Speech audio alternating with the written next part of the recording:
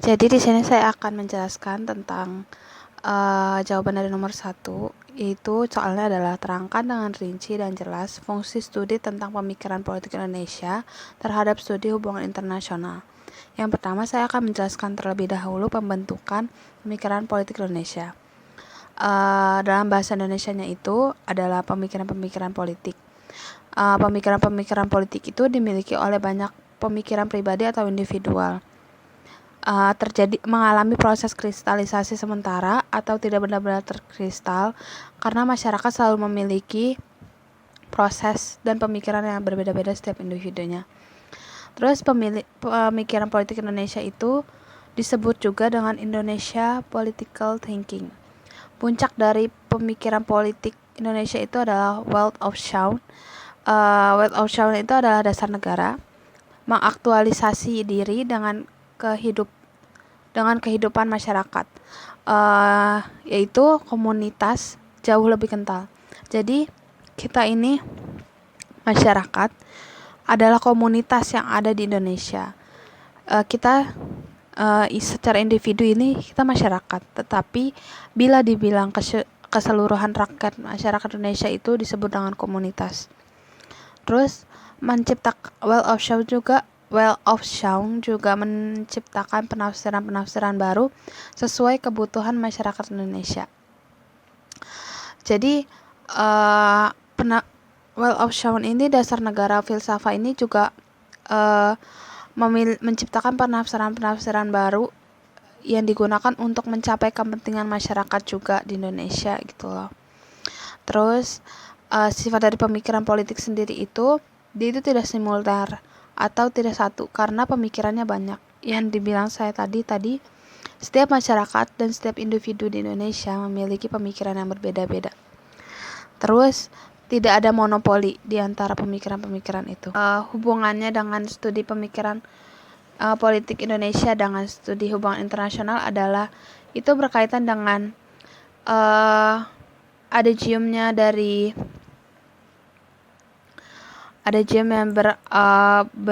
berkata bahwa foreign policy begins at home. Kebijakan luar negeri bersifat konkret atau real dan bersifat abstrak, di mana menjelaskan bahwa kalau misalkan kebijakan luar negeri itu bermula dari kebijakan yang ada di kebijakan domestik kita sendiri atau kebijakan yang dari negara kita sendiri. Jadi kebijakan luar negeri itu atau foreign policy itu adalah perpanjangan dari kebijakan-kebijakan publik di Indonesia. Terus politik luar negeri juga dimulai dari rumah atau negara sendiri.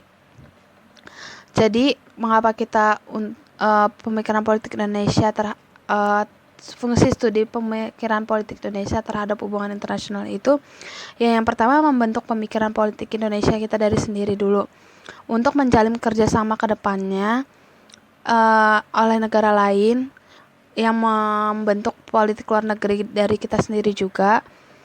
Jadi dengan kita belajar studi hubungan internasional itu, kita juga dapat melihat karakteristik atau kepemimpinan atau sistem pemerintahan yang ada di negara lain juga seperti apa. Terus pemikiran dari negara lain juga seperti apa. Nah, pemikiran-pemikiran itu, studi-studi tentang hubungan internasional itu akan digunakan untuk menjalin kerjasama demi mencapai kepentingan masyarakat juga, yang makanya disebut dengan kalau kebijakan luar negeri itu adalah perpanjangan dari kebijakan-kebijakan publik di Indonesia. Makanya kita perlu mengetahui studi hubungan internasional ya karena itu, untuk menjalin kerjasama agar kita pengetahuannya juga semakin matang tentang pemikiran-pemikiran dan sistem demokrasi dari negara lain, maka kita harus mempelajari studi hubungan internasional, dan penting bagi studi pemikiran-pemikiran Indonesia juga. Ada hubungannya juga dengan sistem pendekatan intermestik, di mana penggabungan faktor internasional dan faktor domestik untuk pendekatan itu terjadi karena adanya borderless, di mana terjadi kemajuan teknologi dan adanya munculnya globalisasi, di mana negara-negara itu tuh nggak ada sekat sama sekali. Jadi tuh nggak ada sekat satu sama lain. Jadi proses outflux dan influxnya atau proses tukar menukar keluar masuknya itu sangat cepat dan frekuensinya tinggi. Outflux itu adalah aliran keluar atau ada manusia yang disebut dengan will, ada manusia yang will yang akan, sedangkan influx itu adalah aliran ke dalam. Jadi ada prosesnya tukar menukar kayak pertukaran budaya atau pertukaran kebudayaan atau pemikiran. Awalnya itu proses demokrasi itu berawal dari Amerika, di mana Amerika itu yang pertama kali yang menciptakan demokrasi sendiri. Nah, Indonesia ini mengadaptasi demokrasi itu dari Amerika melalui pertukaran pemikiran itu, seperti itu. Terus hubungan yang soal yang B itu terangkan dengan rinci dan jelas fungsi studi tentang pemikiran politik Indonesia terhadap studi kebijakan politik. Yang saya bilang tadi bahwa kebijakan kita bisa menjalin hubungan kerjasama itu, kita juga harus awalnya itu dari kebijakan publik yang ada di negara kita dulu. Bila kebijakan publik yang ada di negara kita sudah benar dan sudah baik, pasti kita akan bisa menjalin hubungan atau menjalin kerjasama dengan negara lain. Karena perpanjangan dari kebijakan publik itu adalah foreign policy atau kebijakan luar negeri, seperti itu. Jadi antara hubungan internasional dan kebijakan publik itu saling keterkaitan. Jadi saya akan lanjut ke nomor 2. 2A itu soalnya adalah terdapat suatu kata bersayap yang menyatakan bahwa foreign policy begins at home. Apa maknanya? Terangkan hingga jelas. Jadi yang saya bilang tadi, berawal dari pemikiran politik Indonesia, terbentuk dari masyarakat.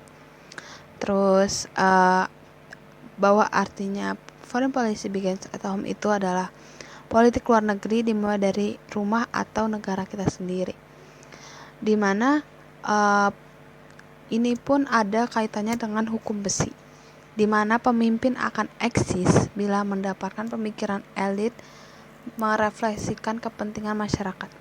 Jadi kalau kita mau melakukan politik luar negeri atau menjalin hubungan untuk melakukan politik luar negeri itu, kita itu harus menjadi elit terlebih dahulu. Nah, elit ini berhubungan atau orang-orang yang ingin mencapai kekuasaan di politik ini berhubungan dengan hukum besi, di mana pemimpin akan eksis bila mendapatkan pemikiran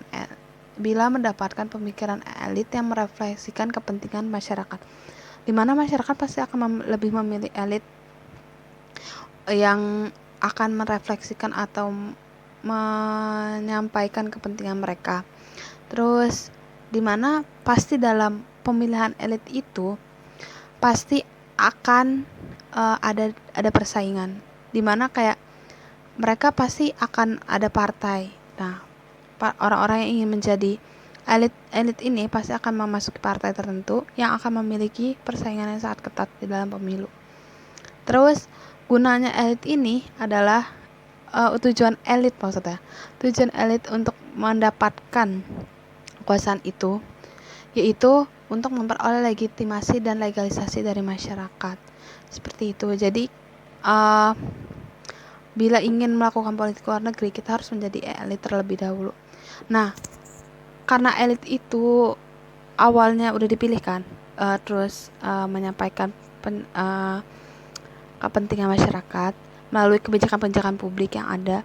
Bila kebijakan-kebijakan publik itu sudah benar dan sudah baik, akan dilanjutkan ke kebijakan luar negeri.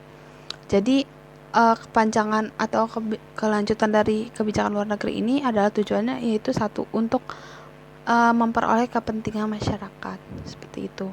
Saya akan menjelaskan soal yang 2B itu. Soalnya adalah apa hubungan politik luar negeri Indonesia dengan realitas pemikiran politik yang hidup. Terangkan dengan sejelas-jelasnya.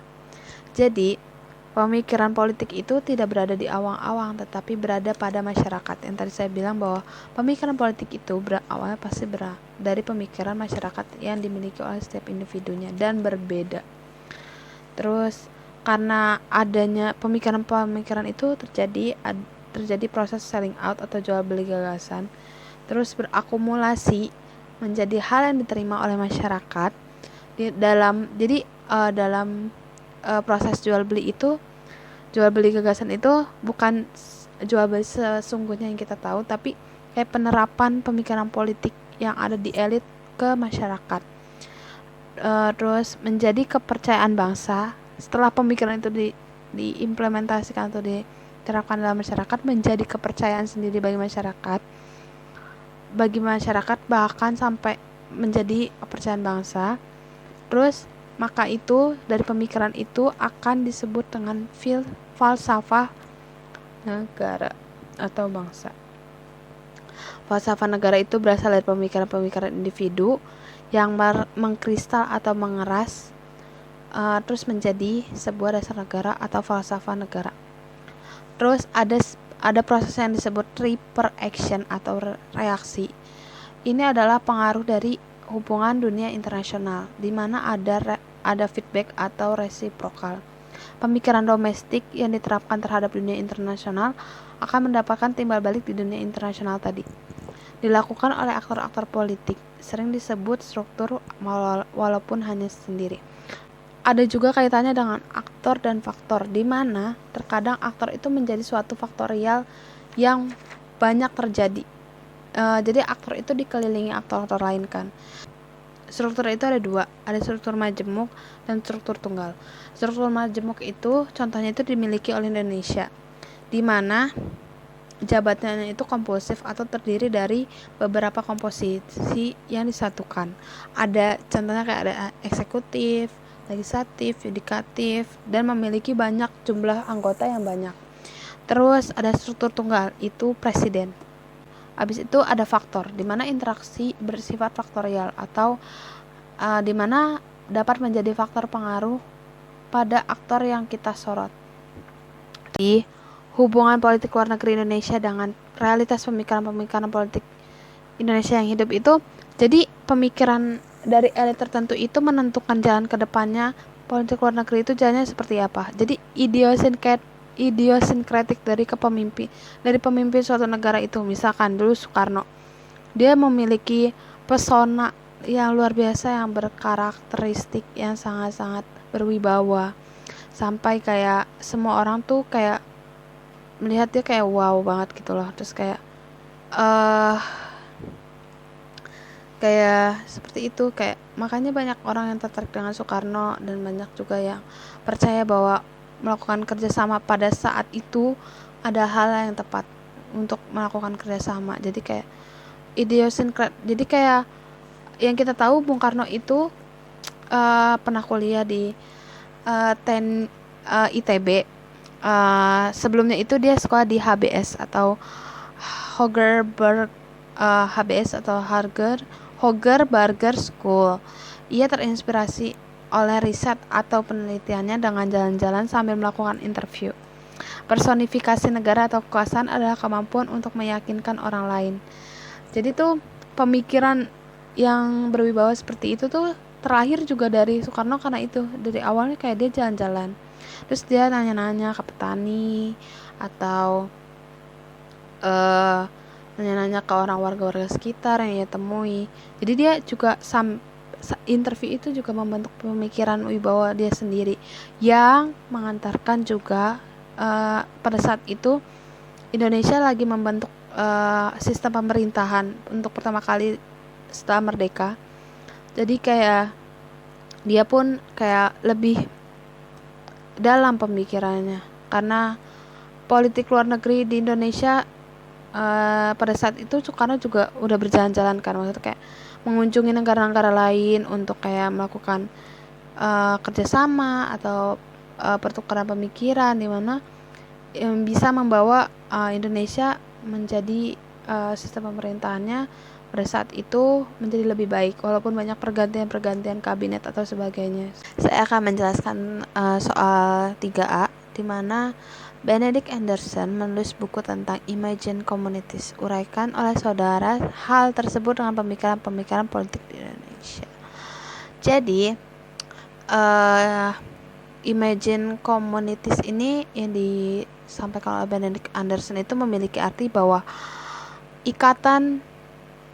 negara harus mengimajinasikan beberapa cara agar dapat masyarakatnya menjadi komunitas supaya bersatu untuk dapat mengurangi konflik yang ada.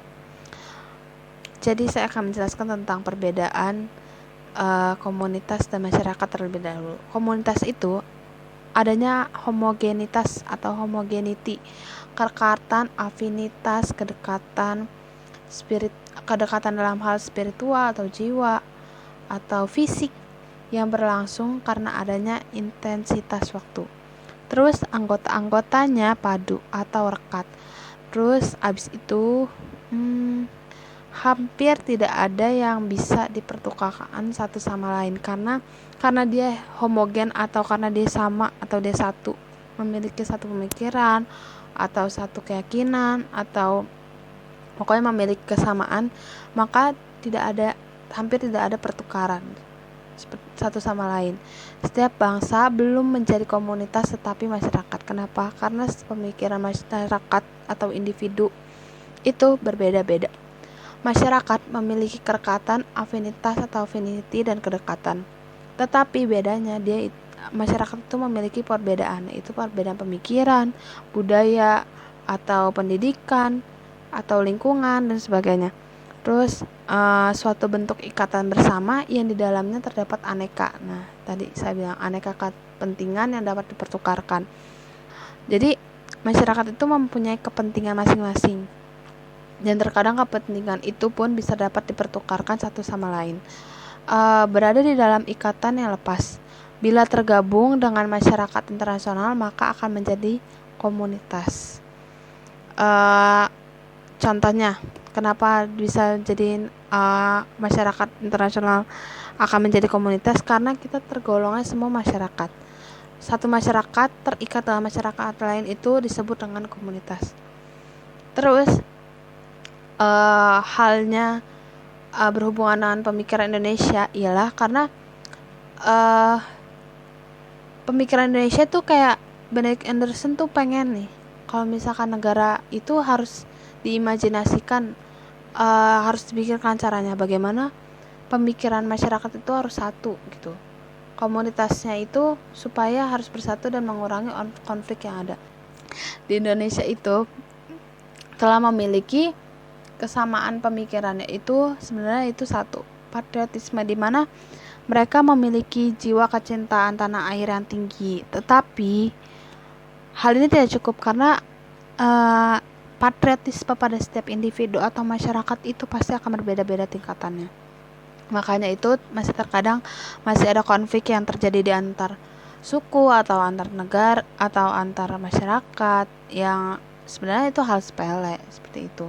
Makanya dari itu pemikiran politik Indonesia ini tuh juga harus memikirkan gimana nih biar masyarakat Indonesia itu menjadi komunitas, bukan masyarakat individu yang memiliki pemikiran yang berbeda-beda, tapi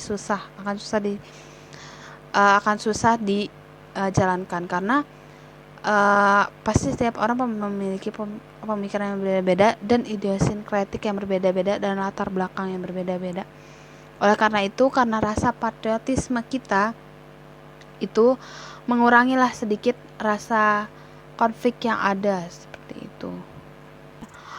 Saya akan menjelaskan soal dari 3B, yaitu Herbert Faith dan Lance Kessel menggambarkan tentang berbagai political stream di Indonesia sampai tahun 1955. Dan ternyata kemudian setelah berbagai dekade dilalui hidup kembali. Uraikan pendapat saudara dengan argumen yang kuat. Pada tahun 1955 itu adalah di mana pemilu pertama di Indonesia setelah kemerdekaan Indonesia terjadi, di mana ideologinya itu ada komunisme, nasionalisme, demokratik sosialisme, itu tercampur menjadi satu dalam partai-partai yang ada di pada tahun itu. Pada tahun itu menganut sistem multipartai, di mana pada tahun 1955 itu sistem Indonesia bersifat liberal, masih toleran, belum mengkristal, masih mampu diimajinasikan.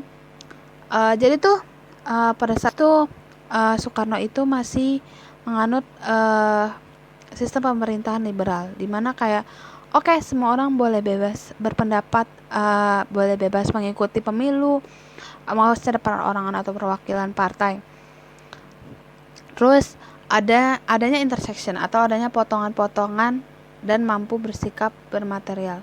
Multipartai. Setelah proklamasi kemerdekaan dideklarasikan yang menyatakan sebagai 3 November maklumat partai politik, memberikan pendidikan politik dan mendukung sistem pemerintahan yang baru.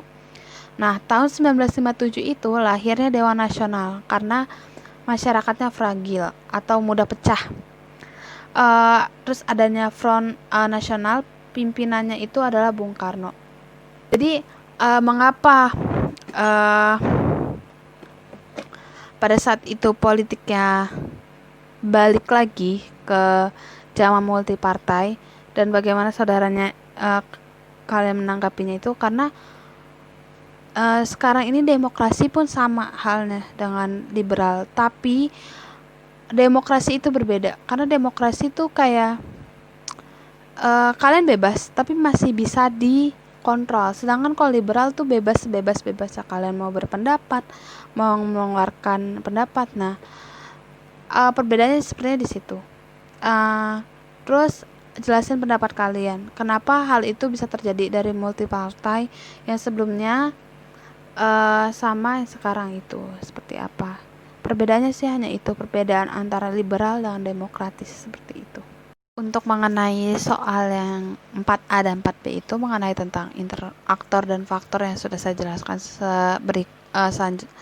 sebelumnya. Terus tentang intermestik juga saya sudah jelaskan sebelumnya. Jadi cukup sekian dan terima kasih karena semangat ujiannya. Terus semoga mendapatkan hasil yang memuaskan. Multipartai. Setelah proklamasi kemerdekaan dideklarasikan yang menyatakan sebagai 3 November maklumat partai politik, memberikan pendidikan politik dan mendukung sistem pemerintahan yang baru. Nah, tahun 1957 itu lahirnya Dewan Nasional karena masyarakatnya fragil atau mudah pecah. Terus adanya Front Nasional, pimpinannya itu adalah Bung Karno. Jadi mengapa pada saat itu politiknya balik lagi ke zaman multipartai, dan bagaimana saudaranya kalian menanggapinya itu karena sekarang ini demokrasi pun sama halnya dengan liberal, tapi demokrasi itu berbeda karena demokrasi itu kayak kalian bebas tapi masih bisa dikontrol, sedangkan kalau liberal tuh bebas kalian mau berpendapat, mau mengeluarkan pendapat. Nah, perbedaannya sebenarnya di situ. Terus jelasin pendapat kalian, kenapa hal itu bisa terjadi dari multipartai yang sebelumnya sama yang sekarang itu seperti apa. Perbedaannya sih hanya itu, perbedaan antara liberal dan demokratis seperti itu. Untuk mengenai soal yang 4A dan 4B itu mengenai tentang interaktor dan faktor yang sudah saya jelaskan sebelumnya. Terus tentang intermestik juga saya sudah jelaskan sebelumnya. Jadi cukup sekian dan terima kasih karena semangat ujiannya. Terus semoga mendapatkan hasil yang memuaskan.